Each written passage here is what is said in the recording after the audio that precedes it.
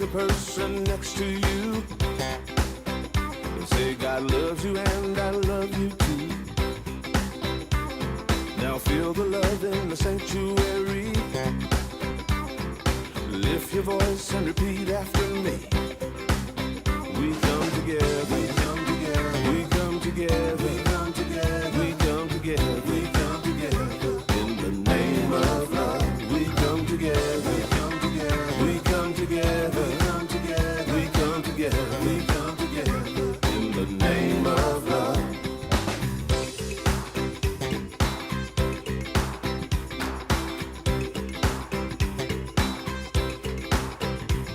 Now look at the person next to you. Say, I recognize the God in you. Feel the love in the sanctuary. Now lift your voice and repeat after me.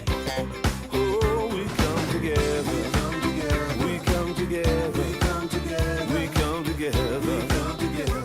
In the name of love, we come together, we come together, we come together, we come together, we come together, we come together.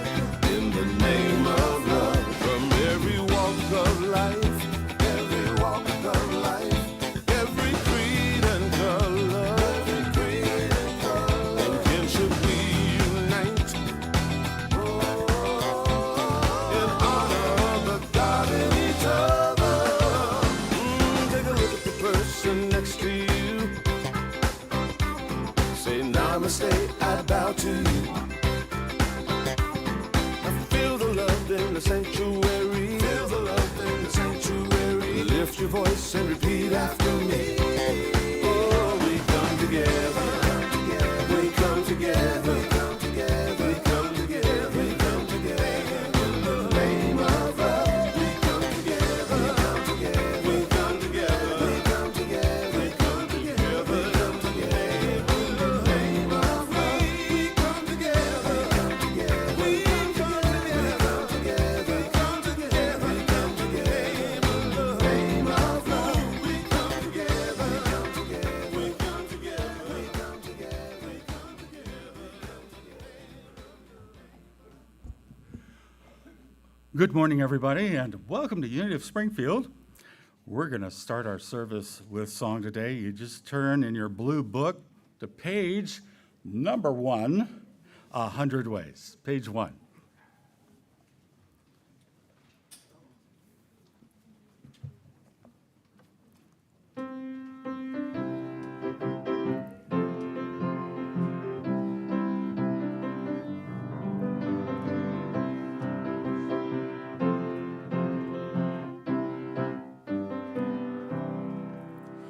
There are at least 100 ways my good is coming to me. There are at least 100 ways my good is coming to me. There are at least 100 ways my good is coming to me. There are at least 100 ways my good is coming to me. At least 100 ways I can receive. So I embrace my good, and I do believe. There are at least 100 ways my good is coming to me. There are at least 100 ways my good is coming to me. There are at least 100 ways my good is coming to me. There are at least 100 ways my good is coming to me. At least 100 ways for me to believe, and countless blessings that I now receive. There are at least 100 ways my good is coming to me. There are at least 100 ways my good is coming to me. There are at least 100 ways my good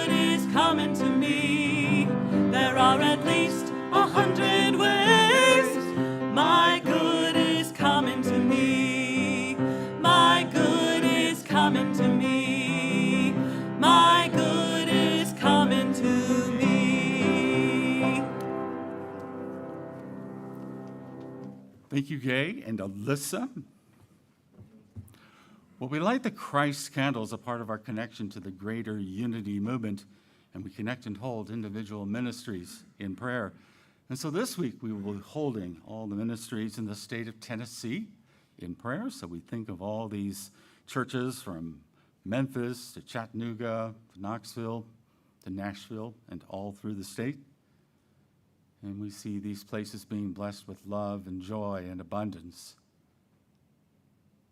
And we think of our greater world, this planet Earth upon which we live, as this home of ours, traveling through space. And we envision for everyone on it a feeling of comfort, abundance, and love. Thank you, God. Amen. And now, let's see what the next slide entails. All right.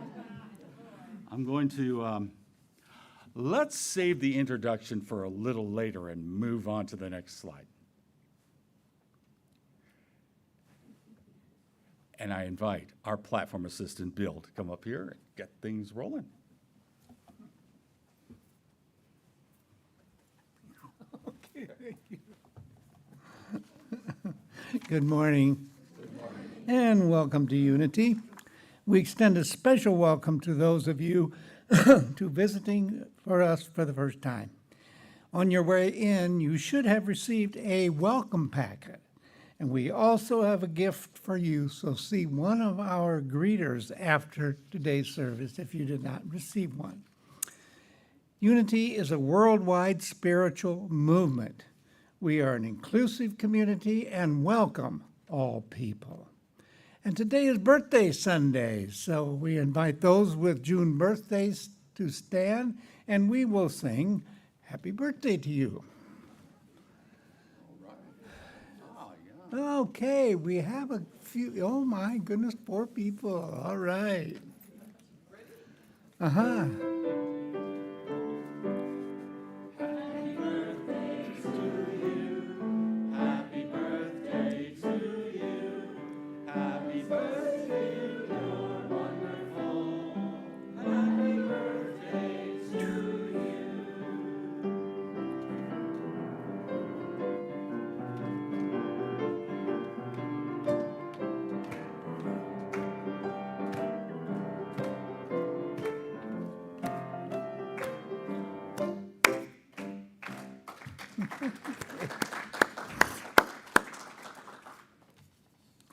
Have a few announcements to share with you this morning. I'd like to join us today after the service in Margaret Kane Hall for our monthly fellowship potluck. Reiki treatments will be offered after the potluck in the chat room. So use the sign-up sheet located in the foyer to ask any one of our Reiki practitioners wearing orange lanyard to receive a free 10 to 15 minute treatment. If you are number 1 and 2 on the sign-up sheet, go to the chat room after the potluck to begin your treatment. Other participants, please continue to enjoy the fellowship in Kane Hall until you are called by one of the practitioners. The 9 o'clock spiritual class on Sundays is currently studying the book, The Dynamic Laws of Prosperity by Catherine Ponder. Everyone, of course, is welcome to attend, and books are available in the bookstore. Please note that the Tuesday Zoom prayer service has been discontinued until further notice. In the meantime, a link to the monthly Unity Prayer Service video will be provided in the weekly email updates. Wednesday at 5:30, Karen Kelly will lead the gathering meditation via Zoom, creating a sacred space for introspective meditation. And you are invited to participate in the monthly Crystal Bowls meditation with Peggy Patty on Thursdays, June 5th at 6 o'clock. Immerse yourself in the soothing, healing vibrations as we send harmony, peace, and balance into our community and into our world. There is a suggested offering of $15. All are also welcome to join in the Flute Circle with David Tell on Thursday, June 12th at 1 o'clock. That is also held here in the sanctuary. Beginners are encouraged to attend as well. And we're planning another art show to run from mid-June to October. The show will kick off with an opening reception on Saturday, June 14th from 6 to 8. We hope you come out to support this ongoing fun event where we showcase our local talents, skills, and gifts. Emails are sent out weekly that have information on current happenings and how to join in events.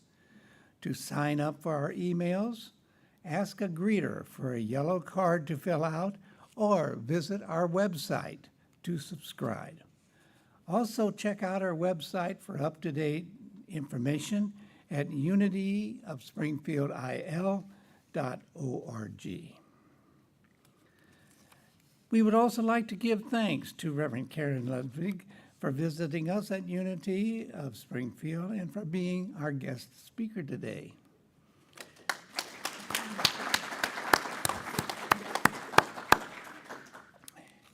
Creating our thoughts and our world through our thoughts and beliefs we hold in mind as a spiritual principle we practice here at Unity of Springfield.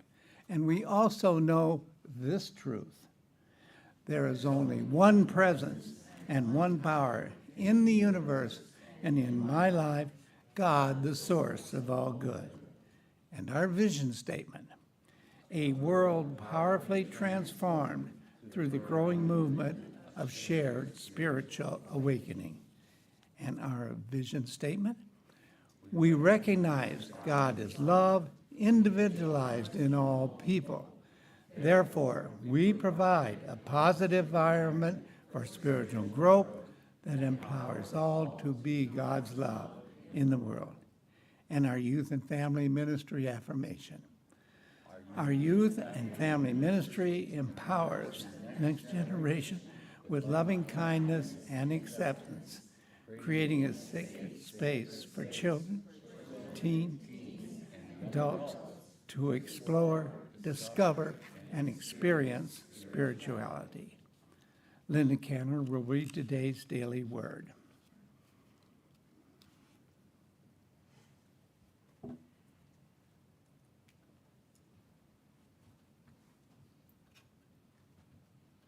Good morning. Beautiful day, isn't it? Today,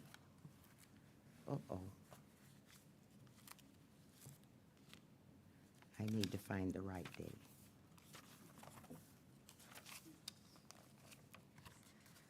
Today is Sunday, June 1st, and our word for today is zeal. Divine zeal is my impulse to accomplish great things. Toward the end of his long life, Unity co-founder Charles Fillmore famously wrote, "I fairly sizzle with zeal and enthusiasm and spring forth with a mighty faith to do the things that ought to be done by me." This story shows me that as a divine gift, zeal is always mine to call upon.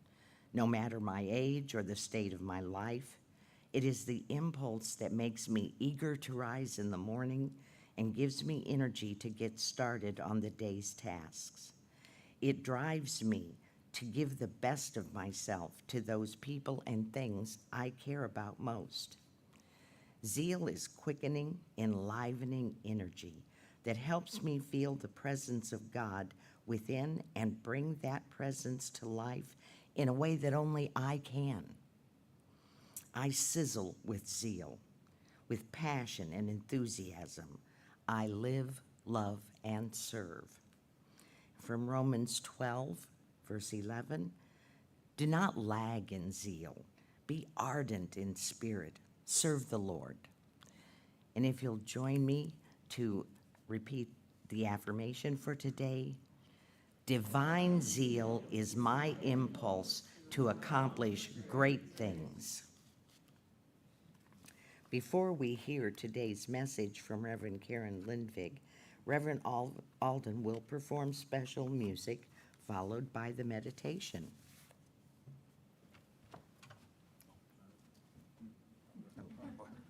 Sorry. No, it's okay. It's okay.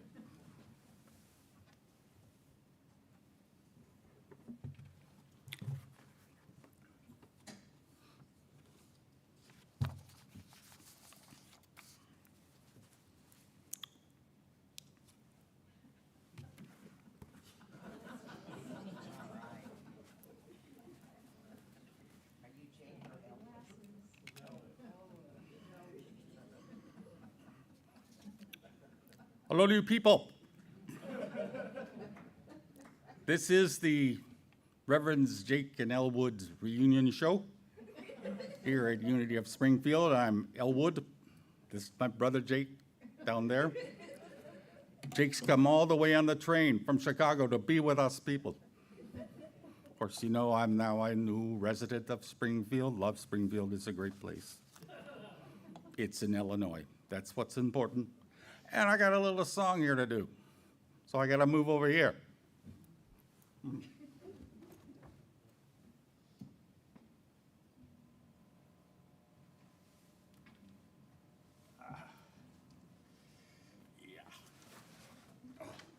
Ooh. Almost knocked my fedora off there. Yeah.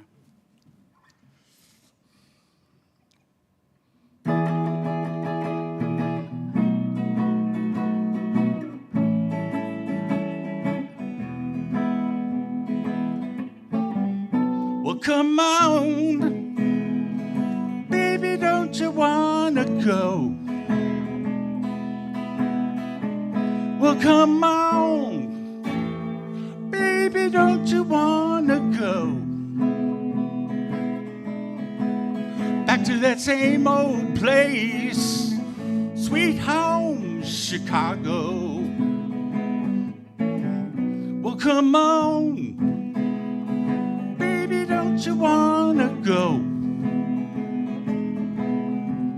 Well, come on, baby, don't you wanna go? Back to that same old place, sweet home, Chicago. 1 1 is 2, 6 and 2 is 8. Come on, baby, don't you make me late. Hide hey, baby, don't you wanna go? But down to that same old place, sweet home, Chicago.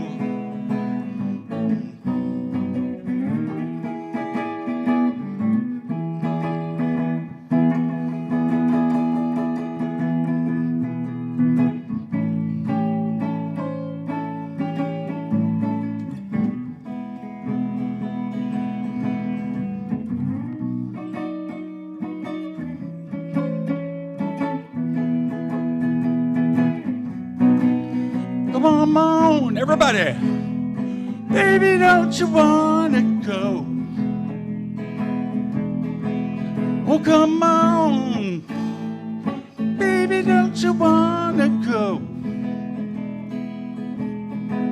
Back to that same old place, sweet home, Chicago.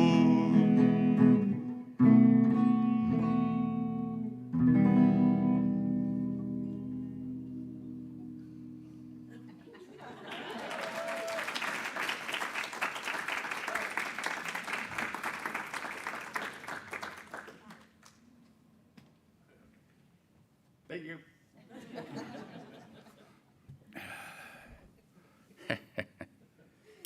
Hey, Jake, I got an extra pair here if you need them. Yeah, for your talk. Okay. I've gotten a little older too. I got to wear these now. Yeah. All right. First things first, thank you to everybody who makes this service possible, to Gay and Alyssa, our music department, to Bill and Linda, our platform people, to Chris and Danny back there in the tech booth, Ron and Doris, our greeters, Chris Farashon in Cincinnati, who prepares most of these slides, Welcome to everybody watching us on YouTube and Facebook. And now, we're going to take all this energy, we're going to bring it inside, we're going to mellow out in meditation. So when it's comfortable for you, gently close your eyes and go within and feel yourself relaxing, letting go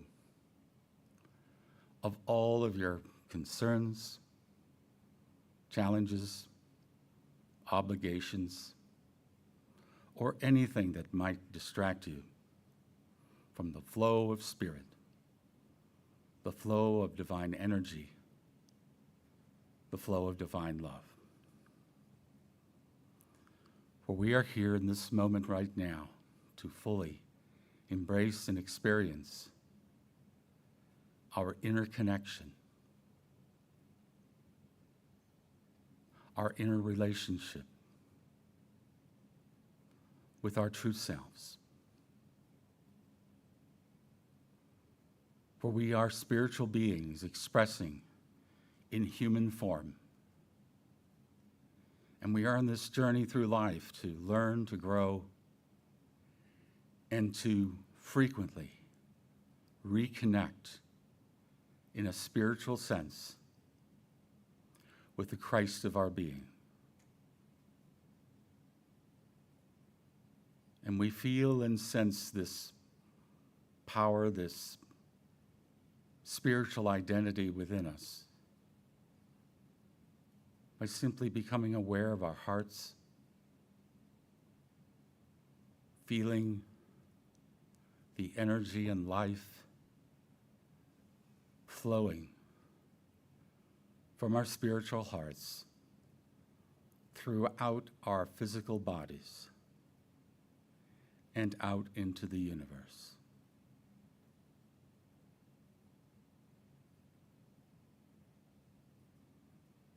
And with each breath that we breathe, we feel that flow expanding to reach and bless every aspect of our being,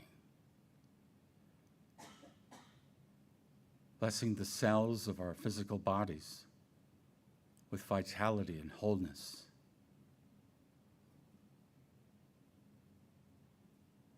Feel that happening right now.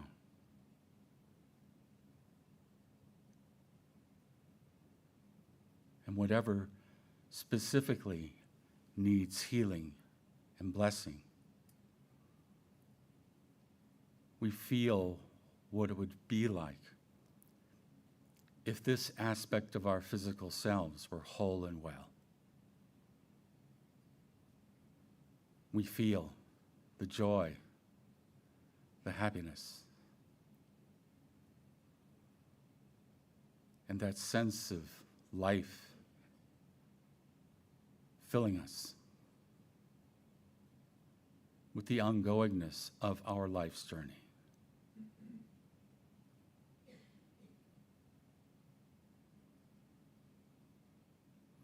And we feel this power of spirit, this flow, providing us with all that we need to live our lives well, to do what we need to do, and to do so abundantly and fully. And we feel as if all our needs are supplied by the one source, the one power, the one energy that sustains this entire universe and each one of us.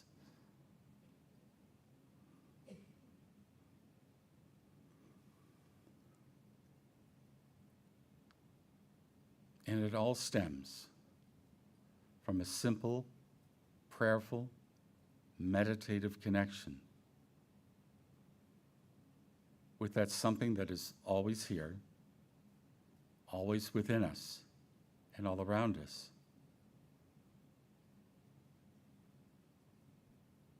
And so in our own ways, let us learn to accept the good that is ours for a moment in the silence.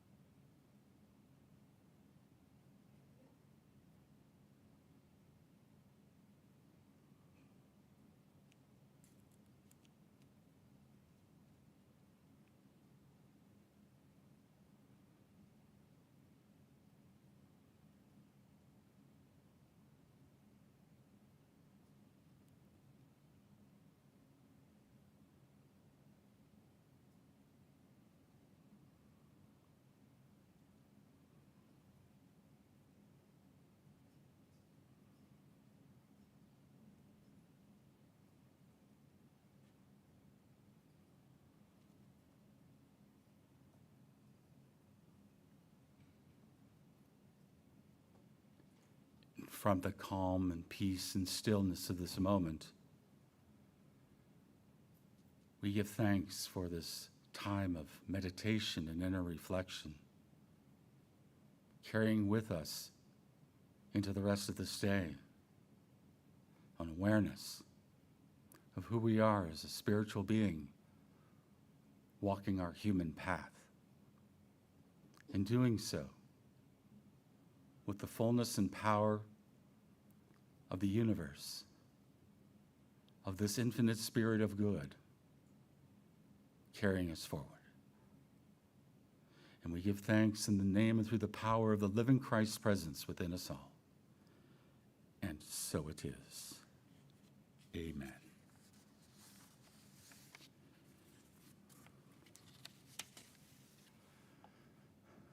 Give you a moment, come back.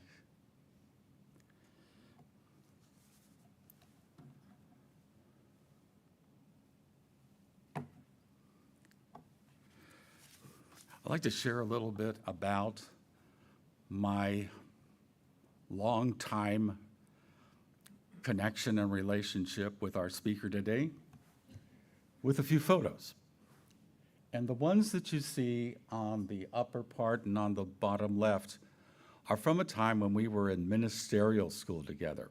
And the one in the upper corner is the day that we were ordained, which I think was June 11th or 10th or something like that, 1984. Yeah, 1984. And I think I may have mentioned this before, but when I go to ministers' groups and stuff, and everybody's saying, oh, when were you ordained? Oh, 2015 or 2017. And they look at me, I go, George Orwell wrote a book. Yeah.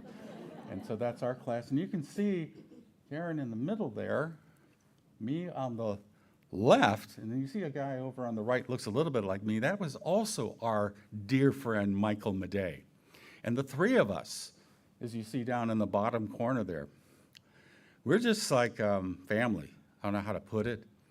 And Michael passed away. I know the day because it was Donna's and my 40th wedding anniversary. Would have been May 18th, 2020. Yeah. A real shock. I did a wellness check with him and found him. And so we both are still grieving Michael. He's here with us right now. But I wanted to show him because he was so important to our lives. We think about him, we dream about him. If you go in my office, you'll see a clock on the wall with a cat kind of taking the time. That was Michael's clock. You know, so we all have a piece of him with us.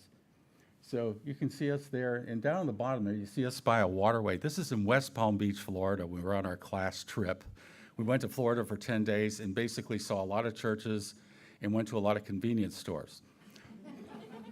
The bus driver knew where we wanted to go.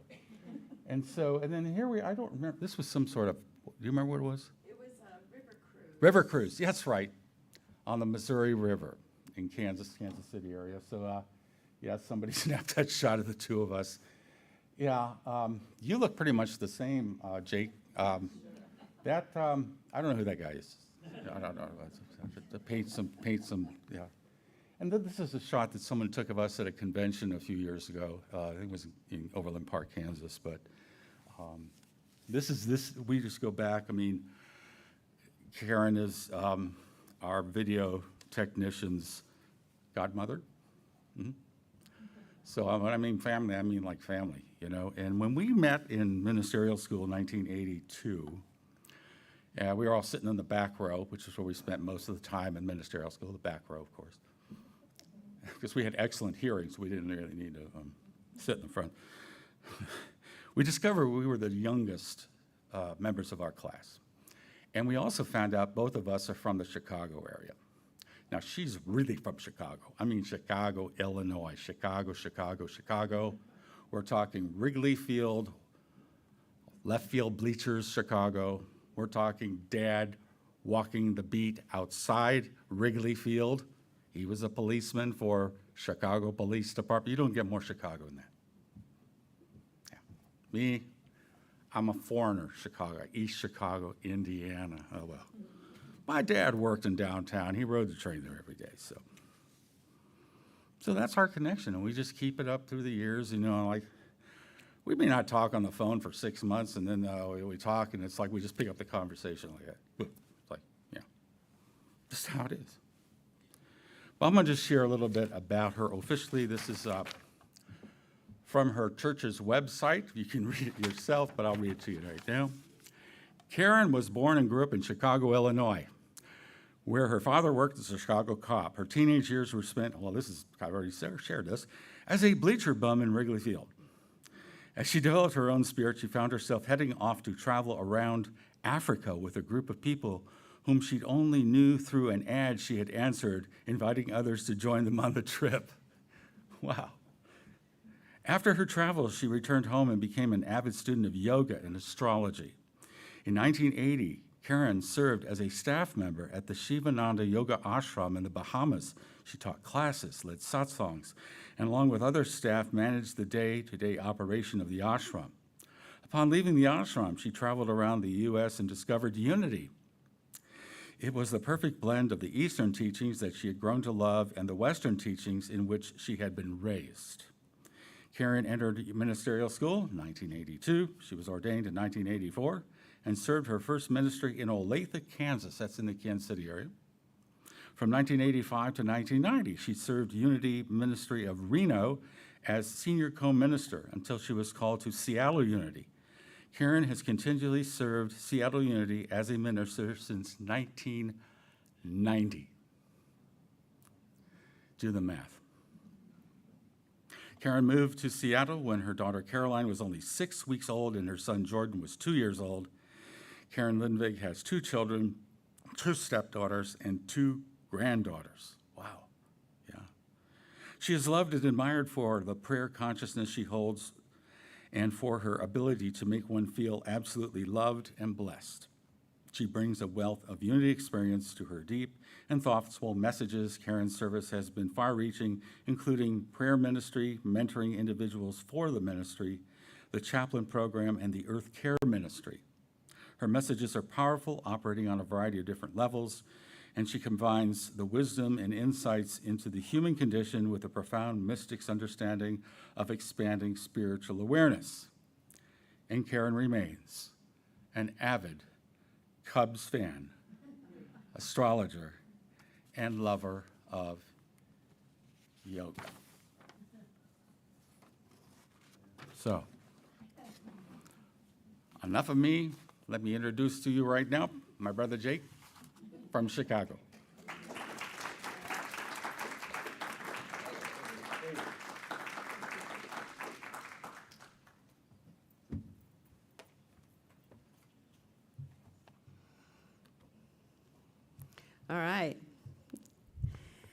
So as Alden shared, we've known each other since 1982, and we became Jake and Elwood by accident. So we were prayer partners when we were in our first year of ministerial school, and John Belushi had just died. And so we're in our prayer group, and I was like, I have a feeling that John Belushi doesn't know that he's dead. So I think we should pray for him and stuff. So we did. We went into prayer, and we're blessing John Belushi. And then when I opened my eyes, he's looking at me with one eyebrow raised, just like John Belushi. So somehow that just sort of morphed into, he was Elwood because he does the accent better. So anyway, we both been on a mission from God, but mostly then we were trying to survive our 20s and ministerial school with our sanity intact. Like Jake and Elwood, we were dodging the cops of spiritual authority, like our teachers Martha Judici and Hypatia Hasbrook, who was our dean. So my talk today is called There's a New Pope in Town. So other than John Belushi and the Blues Brothers, Chicago has birthed another Chicago icon, and that is, of course, Pope Leo XIV. And when he stepped out on that balcony and we found out he was from, I had the New York Times up on my computer, and I was like, oh my God, they got a new pope. Oh my God, he's from the United States. Oh my God, he's from Chicago. And of course, the first question wasn't theological. The first question was, is he a Cub fan or is he a Sox fan? And of course, he's from the South Side, so he's a Sox fan, even though, I'd hoped there for a while that he was a Cub fan. So how many here were raised Catholics? How many are all the Catholics? So when I grew up on my block in Chicago, our family and my cousins lived 2 doors down. We were the only ones that weren't Catholic. Everybody else on our street was a Catholic. And I was pretty glad about that because especially on Fridays when they would all eat fish, and the smell of fish sticks would just sort of permeate the neighborhood, and I would run home and go, thank God I'm not a Catholic, that I don't have to do that. And I want to acknowledge off the top that the Catholic Church has had its issues, obviously, beginning with the patriarchy and where women are still denied a seat at the table of leadership, where we know that abuse has occurred and outdated rules about gender and sexuality still dominate. Yet, something magical happened when Pope Leo stepped out on that balcony. There's a CBS correspondent, his name is Tony Dokopil, and he was there and he shared this, and I want to share it with you. It's pretty amazing. He said a roar, almost an engine power, and then a real dizziness, a feeling of elation, a feeling of flight. The feeling in the crowd here was like something magical had occurred. Multiple people told me that they're here by chance, but once they were, they felt almost a magnetic draw to be present in the square. And I asked them why, and they said the reason is because nowhere else on earth, at no other time, can you stand someplace where everybody around you is one. There is a feeling of unity and singularity that people did not realize they hungered for so deeply until the moment that they were here. And so when Pope Leo stepped out onto the balcony and there was the roar, maybe what they were hearing wasn't just applause. Maybe it was some kind of a longing for something ancient to become new. And these are the words of Pope Leo that he said when he came out. He said, "Peace be with you. Dearest brothers and sisters, this was the first greeting of the risen Christ, and I too would like this greeting of peace to enter your hearts, to reach your families, and all people of the earth. This is the peace of the risen Christ. It comes from God, who loves all of us without limits or conditions, because Christ goes before us and the world needs his light." So, of course, being in unity, I always need to translate this and make it in unity terms, because we know in unity that the Christ is the Spirit of God that dwells within all of us. It is the Atman, it is that presence. And Charles Fillmore believed that the risen Christ actually represents the rising up of the whole human, spirit, soul, and body into the Christ consciousness of life. So the risen Christ is that awakening into Christ consciousness of all of us. And this, I think, is what some people felt that day in St. Peter's Square. The rising of something that's out of the ordinary. Again, the correspondent said, a feeling of elation, a feeling of flight, the feeling in the crowd like something magical had occurred. So it's that rising up of love, it's that rising up of spirit, it's the rising up of Christ. It seemed like there is an energy that day, it seemed like there was an energy that was released. And it feels like it was a counter energy to the negativity that we've been experiencing so much lately. And like the Blues Brothers, the Pope stepped out of a smoky hallway and out onto the balcony with purpose, style, and a kind of gravitas that said, we're putting the band back together. A band of hope, kindness, and the risen Christ. So Pope Leo lifted not only the people of St. Peter's Square, but I think he lifted the people up around the world. He lifted them out of the ordinary because they felt, again, that rising up of Christ consciousness. And so what I'd like to do is step back and look at what is ordinary. What is it about being lifted out of the ordinary? So the ordinary is, it's doing the laundry, the dishes, it's driving the kids to school, it's brushing your teeth, it's feeding the dog and the cat, cleaning the litter box, group texts you didn't ask for. So events that are ordinary kind of build a structure around us. But the truth is that we get so stuck sometimes in the ordinary and in our routine that we don't really see what's going on, we don't really see each other. Yet we have moments, we have glimpses of things that take us out of ordinary existence. So I'm living, as you know, I've been living in Seattle for a long time now. And Mount Rainier is this huge mountain that's a dormant volcano. And it's huge anyway. You can see it pretty much everywhere. Except the problem is that it rains all the time in Seattle, and it's always cloudy. So you never see the mountain. You don't see it. And then one day it's clear, and you're walking down the street, and you see this thing that just appears, and it's like, wait a minute, and everybody just stops, and it's like takes your breath away. You're like, what the heck is that? Oh yeah, it's the mountain. I forgot about the mountain. But nature has a way of pulling us out of the ordinary, whether it's looking at the stars or seeing Mount Rainier or the Grand Canyon. Think of those times when you've been like just flabbergasted by these things that you've seen. When my daughter was a teenager, we were in Arizona, and I wanted her to see the Grand Canyon. And I wanted to watch her see the Grand Canyon. But the problem is she was a teenager, and so you know that she was rolling her eyes all the time at everything, like, eh. So we get to the Grand Canyon and we park, and you know, when you park, you can see there's a walking trail along the rim, but you can't actually see the canyon. So I'm like, well, it's up there, and she's kind of rolling her eyes like, okay, you know, whatever. And she got to the edge of the canyon, and she staggered backwards because it was so amazing. And then, of course, she saw me looking at her, and it was like, just brush it off, you know. It's like, yeah, it's not that big a deal. It's okay. But we have these moments that take us out of ourselves, moments that are transcendent, and it's then that we remember who we are, and it's those moments that lead to Christ consciousness. So again, we have our routines that hold us together, but we yearn for something more. We yearn to be lifted out.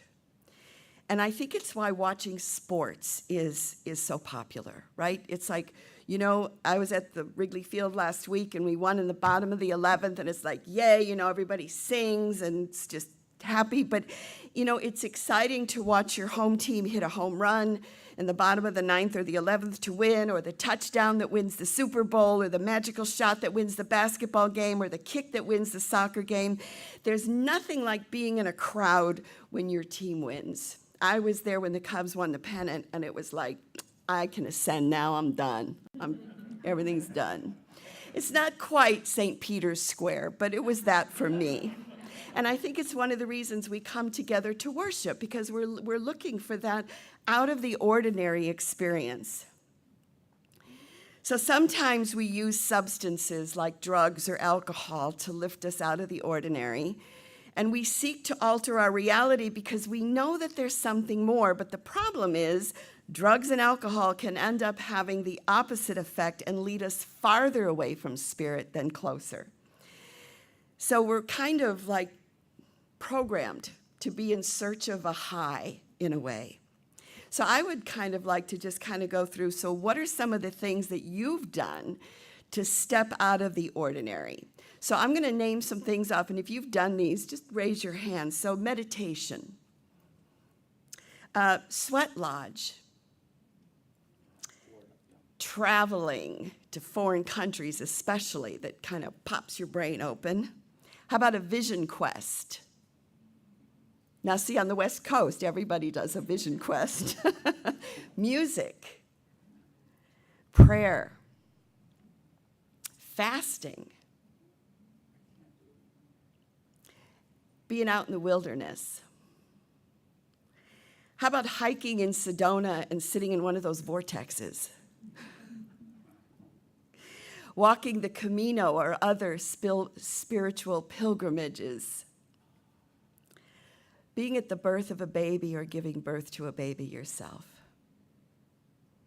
Being at the bedside of someone who's dying and made their transition. A wedding that opened you, a ritual. All right, how about ayahuasca or LSD? You don't have to raise your hand. What have I left out? What is something that has pulled you out of the ordinary? Just shout it out if there's anything. Sitting on the top of a mountain in Alaska watching the sun go all the way around me and never set. Sitting on top of a mountain in Alaska and watching the sun.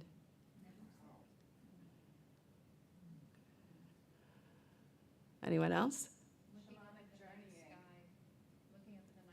Looking up at the night sky. That's one of my favorite things, too.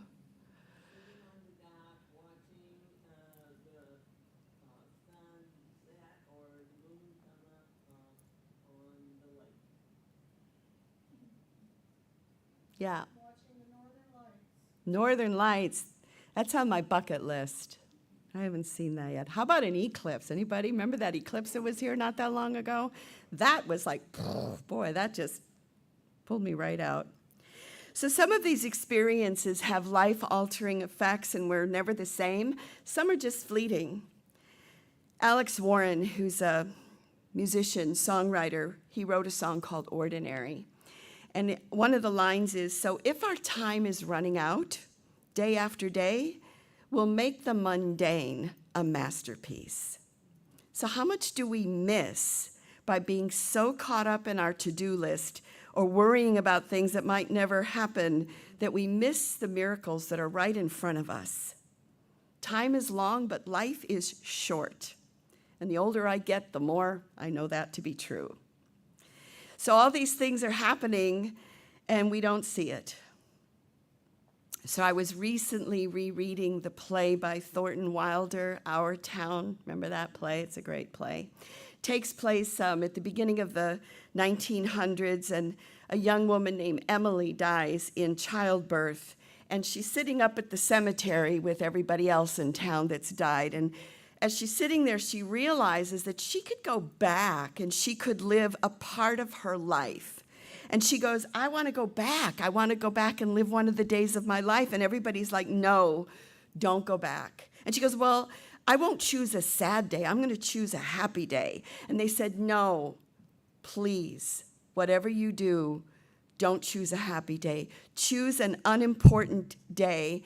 Choose the most unimportant day of your life because it will be important enough.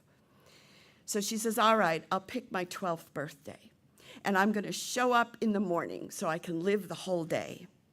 So she shows up in the kitchen in her house when she's 12 years old, except she's a ghost. And she's watching her mom cook in the kitchen. And she says to her mom, she goes, Mom, I'm here. Oh my God, look how young you look. I didn't know you were ever that young. And then she hears her mother yelling to the kids upstairs, "Come on, get dressed. You can get dressed by the fire, but hurry up." And she goes, "Mama," and no, she hears her 12-year-old self say, "Mama, I can't find my blue hair ribbon anywhere." She says, "Just open your eyes. It's going to bite you if it was a snake. It's on the dresser." She hears her dad outside saying, "Where's my girl? Where's my birthday girl?" And her mom says, "Hey, don't interrupt her. You can see her at breakfast. She's slow enough. Kids, get up. It's 7 o'clock, and I'm not going to call you again." Sound familiar? Emily's standing in the kitchen watching all this happening, and she goes, "I can't bear it. They're so young, and they're so beautiful. Why did they get old?" She hears her mom say, "Chew that bacon good and slow, and it'll help you keep warm on a cold day." And Emily is standing again in the kitchen as her ghost, and she goes, "Mama, just look at me for 1 minute, as though you saw me. Just for a moment, we're all together, and we're happy. Just stop and let's look at each other." She hears her dad say from outside, "Where's my girl? Where's my birthday girl?" And Emily's standing and she goes, "I can't do this. I can't."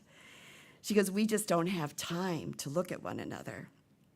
She said, "I didn't realize that all that was going on, and I didn't even notice."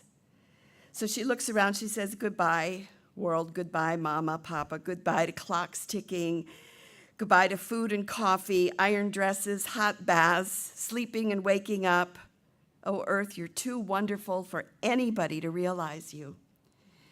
So she goes back to the cemetery and she says to the others, she says, "Do human beings ever realize life while they're living it?" And the person in the next grave says, "Nope, that's what it is to be alive. To move about in a cloud of ignorance, to spend and waste time as though you have 1,000,000 years." So how often could this be said of you and me?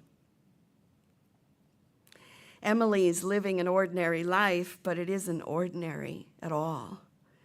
You're living an ordinary life, but it isn't ordinary at all. And she can't see it until she is no longer there. So how many of us can't see the blessing that we're living right now until it passes us by? Brother Lawrence said, "The time of busyness does not with me differ from the time of prayer. And in the noise and clatter of my kitchen, I process God in as great tranquility as if I were on my knees." So glimpses behind the veil don't require a pilgrimage. They happen right here. They are triggered by some of the things that we listed. They remind us of what we are, where we come from, and what calls us forward. And most of our lives are lived in ordinary time. So the invitation is to make the mundane a masterpiece, to find the sacred in the ordinary, not just the fireworks. Thomas Merton said, "Life is this simple. We are living in a world that is absolutely transparent, and God is shining through it all the time." So we're all on a mission, and it's, again, to make the mundane a masterpiece. And I'd like to anchor it in with a call response. And I kind of played with this, but I wanted to bring back some of the Pope's words with the unity twist. And so what I'd like for us to say together is, Christ rises within us. Knowing that when I'm saying Christ rises within us, it's not Jesus' last name. It's that Spirit of God, that Spirit of love that is rising. So Christ rises within us. Let's hear it. Christ rises within us. In the rising sun, when nothing feels special, but everything is, Christ rises within us. In dishes and deadlines, in parking lots and long lines. When the car breaks down, the bills pile up, and you still choose kindness. When the mountain appears, or the baby is born, or someone you love leaves this world. when we change the sheets, take out the trash, or pet the cat. And when it feels like nothing you're doing matters, but you do it with love anyway. So yeah, the Grand Canyon can change your life, but so can a Tuesday in Springfield, if you're paying attention. And sure, you could fly to Sedona and you could sit in a vortex and hear the voice of God, or you could just step outside and let a crow yell at you because you're too close to the recycle bin. So whether you're in St. Peter's Square or driving down Route 66, whether you're in clerical robes or yoga pants, there's a new pope in town and he's putting the band back together, a band that's calling for the risen Christ in us all, because we're all on a mission from God. So let me close by putting this in Blues Brothers terms. Aha. We're not waiting for a sign from above. We're already on the road, tires spinning, sunglasses on. We got a full tank of gas, it's dark, and we're wearing sunglasses. And somehow, in all our human fumbling, our mission breaks through because we're all on a mission from God. Amen.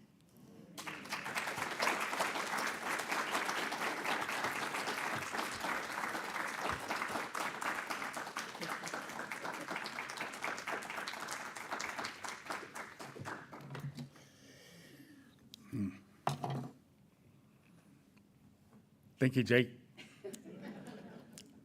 I have one question, though. I've never walked the Camino over in Spain, but would walking to the Mellow Cream donut shop over here, yeah, that's what I thought. It's a good substitute, yeah. I did it once. I didn't drive my car, I walked. So. All right, thank you.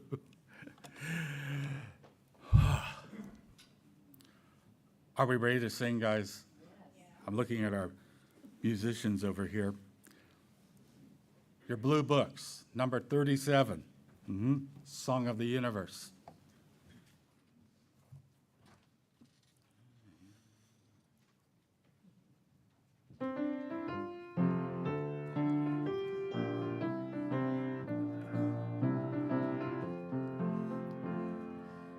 We're each a note in the song of the universe, each a part of the whole. So let your note be a part of the symphony to satisfy your soul. Each one of us makes our own special music. Everyone is unique. When we let our song come forth, we find the love we seek. We reach a note in the song of the universe, each a part of the whole. So let your note be a part of the symphony to satisfy your soul. A note from here and a note from there, it's all a part of the song. Join it all together and it makes our planet strong. We're each a note in the song of the universe, each a part of the whole.